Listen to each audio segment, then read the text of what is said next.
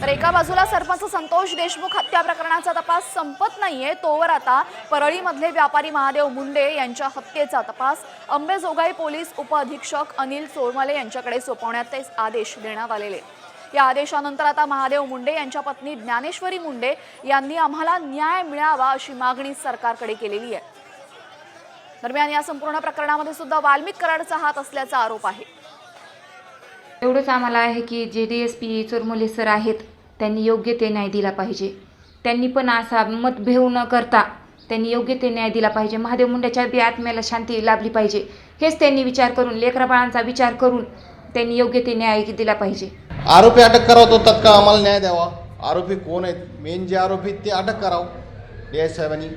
त्याच्या जे त्यांना जेव्हा झालं तेव्हा तेच इथं ते DSP होते साहेब, चोरमले साहेब, ते स्पॉटवर बी आलते। त्यांनी तपास करावा तात्काळ आणि त्यांनी अटक करावं। तर सरपंच संतोष देशमुख हत्या प्रकरणासंदर्भात आता मुंडे हत्या प्रकरणाने सुद्धा कराडचं टेन्शन वाढवलेलं आहे। महादेव मुंडे हत्या प्रकरणामध्ये सुद्धा कराड कनेक्शन असल्याचा आरोप सुरेश धस यांनी केला होता। दरम्यान ज्युनियर कराडचं यामध्ये हात आहे, म्हणजेच कराडचा मुलगा सुशील कराड याचा या संपूर्ण घटनेमध्ये हात असल्याची माहिती समजते। सरपंच हत्या प्रकरणामध्ये बीडमध्ये महादेव मुंडे हत्या प्रकरणात चर्चेत आला असून वाल्मिकचा मुलगा सुशीलवर आरोप केलेले आहेत। कोण होता हा महादेव मुंडे आणि त्याचं आणि सुशील कराडचं नक्की कनेक्शन काय, त्या संदर्भातला आपण हा रिपोर्ट पाहूया। देशमुखांनंतर बीडमध्ये मुंडे हत्या प्रकरण परळी वैद्यनाथच्या तहसीलच्या समोर खून झाला।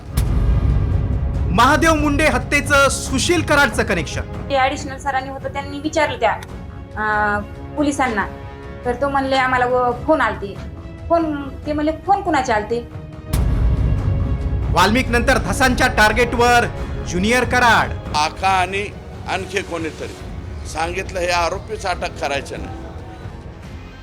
मस्साजोगचे सरपंच संतोष देशमुख हत्या प्रकरणानं वातावरण तापलं असतानाच आता बीडमध्ये आणखीन एक हत्येचं प्रकरण समोर आलंय आणि या प्रकरणात ज्युनियर कराड कनेक्शन असल्याचा आरोप आमदार सुरेश धस यांनी केलाय।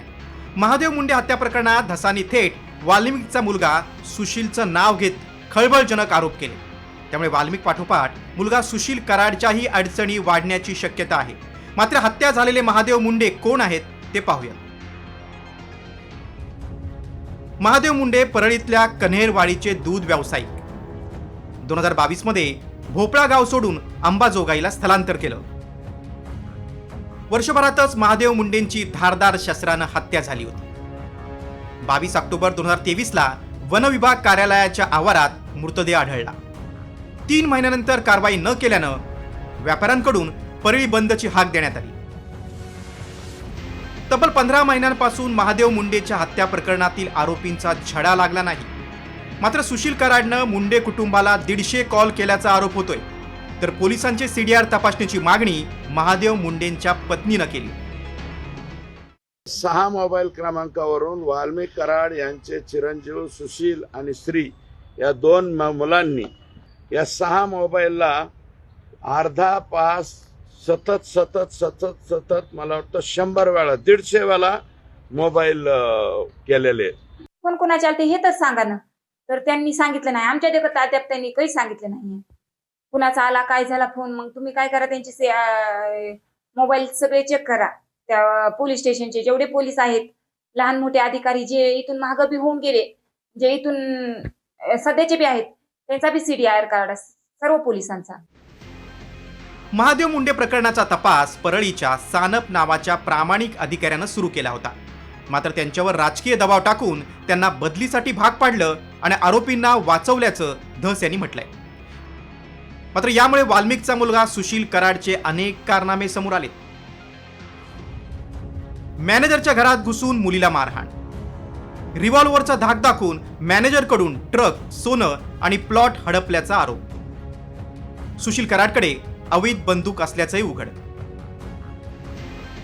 सरपंच संतोष देशमुख हत्या प्रकरण SIT कडे वर्ग केलंय, तर आता महादेव मुंडे हत्या प्रकरण गुन्हे शाखेकडे वर्ग करण्याची मागणी धस यांनी पोलीस अधीक्षक कौवत यांच्याकडे केली।